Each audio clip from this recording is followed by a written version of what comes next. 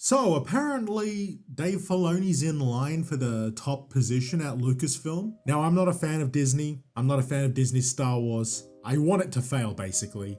And I know that if Dave Filoni is put in charge, nothing will change, so it's going to continue being bad. But the resident Star Wars expert is here to tell us what he thinks about the situation. It's kind of hilarious, it's kind of sad. Let's take a look. You know, it's tough because the stupid decisions that he made, you know, Tales of the Empire, Book of Boba Fett, Mando Season 3, Acolyte, which he was still somewhat part of, and Leslie Headland was always using him as a scapegoat. Oh, well, Dave Filoni signed off on it. Oh, yeah, great.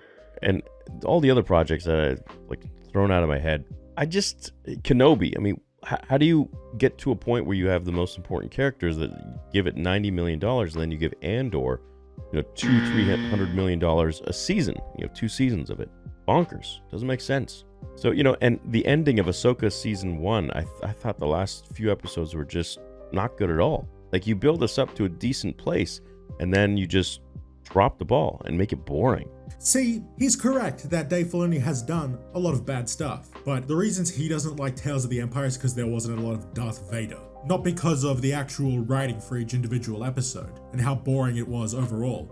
The lack of Vader is what he really holds against that show. And his involvement in The Acolyte. He had a look at every single script, he gave it the stamp of approval. It's not Leslie using him as a scapegoat if it literally happened, exactly how she said it. Dave Filoni approved of the scripts. It's not actually a scapegoat if it's true. And he can't let go of the budget for Kenobi. $90 million for 6 episodes is plenty of money. And the budget of a show is not going to determine the quality of the writing or the acting, and that's the biggest flaws with Kenobi. And the fact that Andor was given so much money is proof to me why Kathleen Kennedy needed to say it's going to happen. When Tony Gilroy says it wouldn't happen without her, it's probably because the higher-ups at Disney knew it was a bad investment. It's not because Dave Filoni didn't want it, it's because the people at Disney didn't want it. And so much goes into determining the budget for each project that it's not up to one single person, so putting it on Dave Filoni doesn't really make sense. And sure, Theory didn't like the last 2 episodes of Ahsoka, but the whole show is bad. Part of me wants to believe that a lot of his decisions that he wanted to do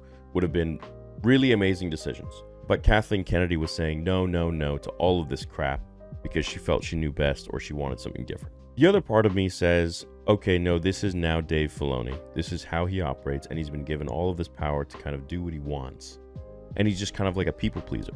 Like, he's just making all these people that are hired by Kathleen happy by saying yes, so people will like him or something. I don't know. Kathleen Kennedy is not responsible for the things Dave Filoni does creatively. To put the blame for his shortcomings on her is pure cope. He would not be the chief creative officer if his vision for Star Wars did not align with hers. The CEO of Lucasfilm, Kathleen Kennedy, has delegated the creative process for these projects they're developing to the chief creative officer, Dave Filoni. He is the one making these choices. And this thing about him being a people pleaser again is just cope. Also, it wasn't that long ago that Josh from Den of Nerds was saying he was a wall in the creative process, saying no to people, he was being a hard ass or whatever he was saying.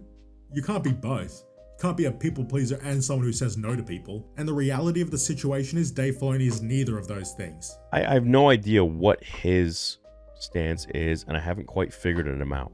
You know, when he was with George, I felt like he was quite in line. Like, he was very all about George Lucas Star Wars. He was very all about the lore and really cared about what would George do. That is just incorrect. Ever since the Clone Wars, Filoni has always done what he wanted. He did not do what George Lucas would want. He did not do what was best for Star Wars or what made sense. He did what he wanted to do. And Filoni would go behind George's back in order to tell the story he wanted to tell that he knew George would not approve of. I know George now. And I'm like, there's no way I can sell this to him when we watch it in rough cut. It's not gonna happen. So when he watched the rough cut for the first time, I didn't put it on there. It is a known fact that George wanted Ahsoka to be killed off. I've always been a bit more in the Ahsoka lives camp.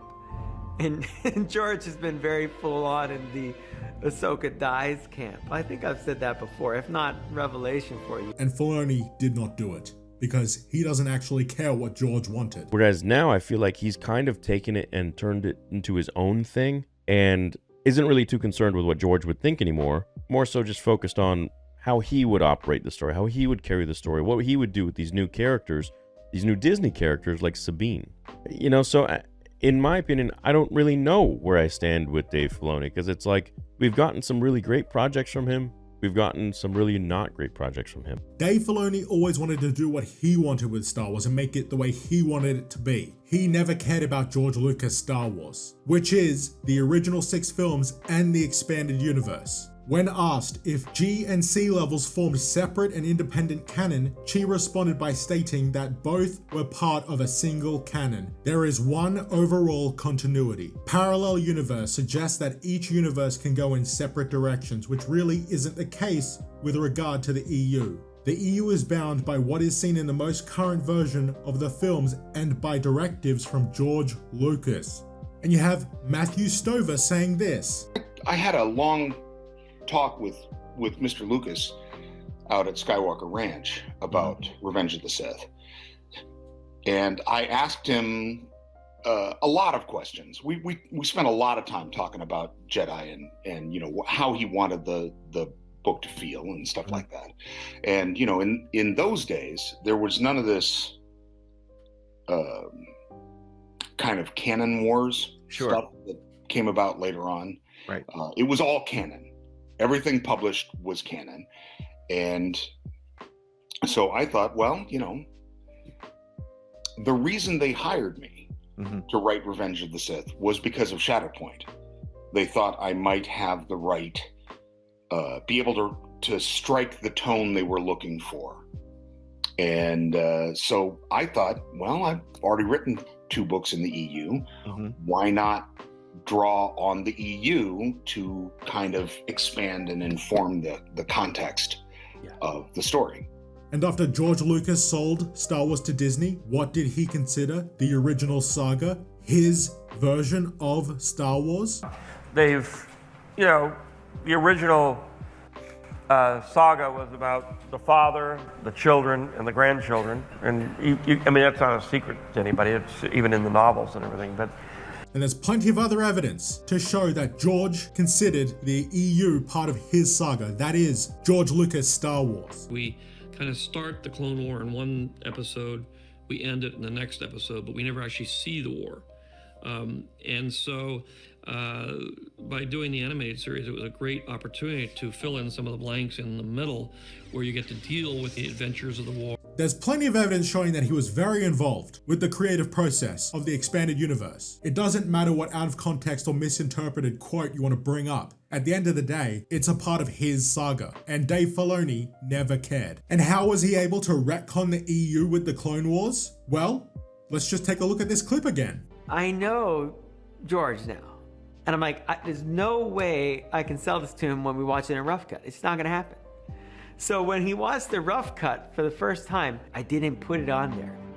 He purposely deceived George Lucas in order to tell the story he wanted to tell. So if anyone ever wants to talk about Kathleen Kennedy betraying George Lucas, Dave Filoni did it first. I'm wondering if it was just Palpatine in the corner the whole time controlling his hand, and that being Kathleen Kennedy, or if these are actually his decisions. They want the same things. Kathleen Kennedy's Star Wars is Dave Filoni's Star Wars. There is no difference. Like, he's supposed to be this great guy, wiped out all these people. I don't know. She took that lightsaber and was like, I'm going to take you out. And she did. And I'm all for it. And she looked strong. At the end of the day, I think if we were to have someone take over Lucasfilm, it wouldn't just be one person. George Lucas was a genius, and he knew Star Wars, of course, better than anybody. I believe if we're going to have someone lead Lucasfilm the way George would have done, we're going to need several people. As much as I'm not really a fan of Tony Gilroy, he did do a good job with those last 5 or 6 episodes of Andor Season 2. They were quite phenomenal. I have to give credit where credit's due. Maybe I didn't feel too happy with the first few episodes or whatever, but those final ones were actually really well done in terms of exposition and story and whatever. This is not an Andor review, but they were good.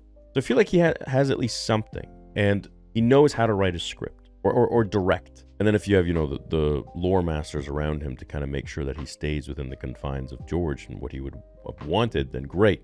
I gotta hand it to Andor fans. You've shamed Theory to such a degree that he's saying Andor's actually phenomenal and let's get Tony Gilroy back at Lucasfilm.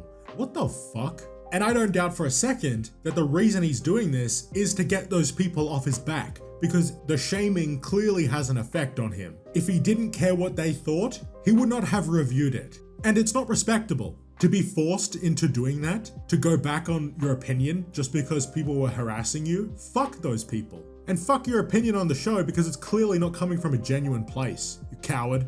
He's also low-key speaking like a Disney shill who wants to criticize Disney but still be in their good graces. So he's saying, oh, you know, those first few episodes, I didn't really like them, but those last few, they were phenomenal. Let's get Tony Gilroy back. But instead of being in the good graces of Disney, he wants to be in the good graces of Andor fans. And to me, that's a grift. He's grifting. Lucasfilm Story Group, in my opinion, I think they need to be wiped.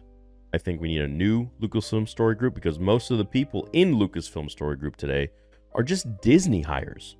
When Disney came in, and I had a few emails from some old school Lucasfilm guys, they said most of the people at Lucasfilm that were working there all through with George were fired. They were let go on the spot. They had to pack up their desks. Years of working, decades of working at Lucasfilm, like that, gone. And replace them were all Disney people from Disney. Show the emails. Don't tell us about these emails unless you're going to show them. Don't say, hey, trust me, I've heard from these Lucasfilm employees, I've got these emails about how they were treated by Disney, unless you're going to prove it. Now, are these claims unbelievable? No, but you just want us to take your word for it? Fuck you. You're a known fraud. You're a known fake. You're probably lying. You probably didn't get these emails. If you did, I'd love for you to prove it. It's one thing to like Star Wars, and it's another thing to really understand it and have grown up with it.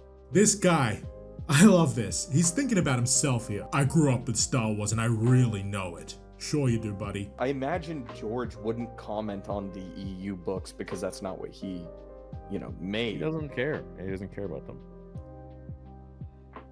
Those aren't the first 6 films in the Clone Wars that's Star Wars.